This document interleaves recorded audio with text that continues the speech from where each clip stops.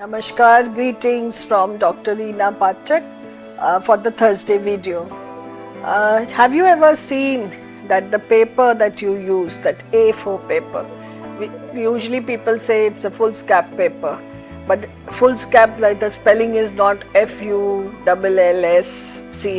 it's foolscap paper. Why?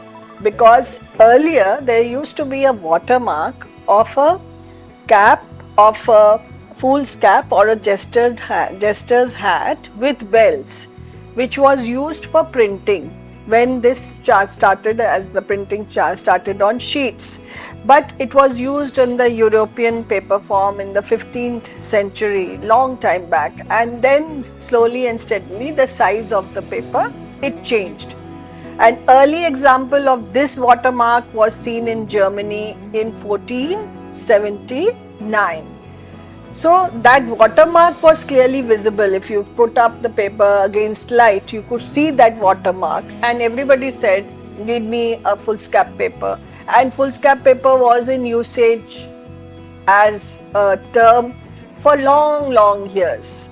But by the mid 17th, even without the mark, it started becoming in circulation.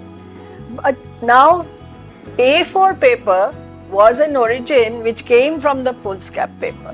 Now, because A4 paper was used for printing in the machines which are now modern, A4, A3, so the A4 paper was a little different in size from the foolscap paper, because the foolscap paper was around 216 into 330 millimeters. That sheet was that big and wide, and while the A4 was 210 into 297 millimeters.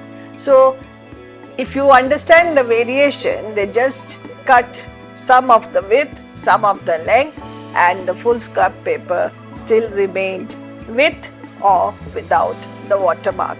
So if you had any kind of doubt about foolscap, I hope this video has helped you learn about foolscap sheets. Thank you.